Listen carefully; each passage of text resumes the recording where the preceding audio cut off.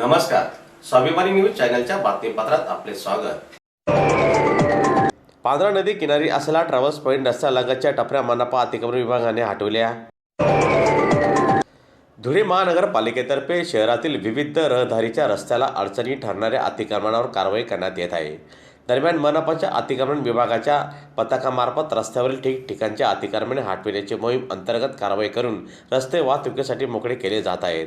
अतिक्रमण विभागाचे प्रमुख प्रसाद जाधव यांच्या नेतृत्वाखाली ही अतिक्रमण निर्मूलन मोहीम सध्या सुरू आहे। या मोहिमेअंतर्गत आज रोजी धुळे शहरातील पांझरा नदी किनारी असलेल्या ट्रॅव्हल्स पॉइंट रस्त्यालगतच्या अतिक्रमण टपऱ्या पथकामार्फत हटविण्यात आल्या।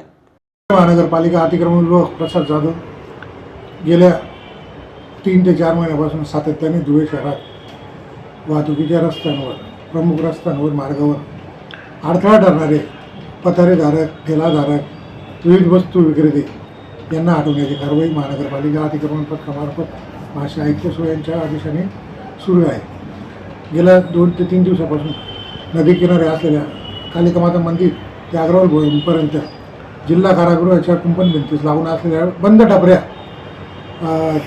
तिथे कुठल्याही प्रकारचा काही वापर होत नाही, व्यवसाय होत नाही आणि त्याच्यामुळे आडगळ होऊन घाण साचते, त्याचा नागरिकांना त्रास होत आहे। गेल्या 2 ते 3 दिवसापासून सदर अतिक्रमण टपऱ्या हटवण्याबाबत त्यांना अनाउन्सिंगद्वारे सूचना महानगरपालिका अतिक्रमण पत्राद्वारे करण्यात आले असतानाही त्यांनी कुठल्याही प्रकारे प्रतिसाद न दिल्याने व तेथे रस्त्याचं डांबरीकरण होत असल्याने त्या कामी आज रोजी महानगरपालिका अतिक्रमण पथकामार्फत सदर अतिक्रमण हटवण्याची मोहीम चालू असून आज समक्ष अतिक्रमणधारकही त्या टपऱ्या घेऊन जात आहे व सहकार्य करत आहे।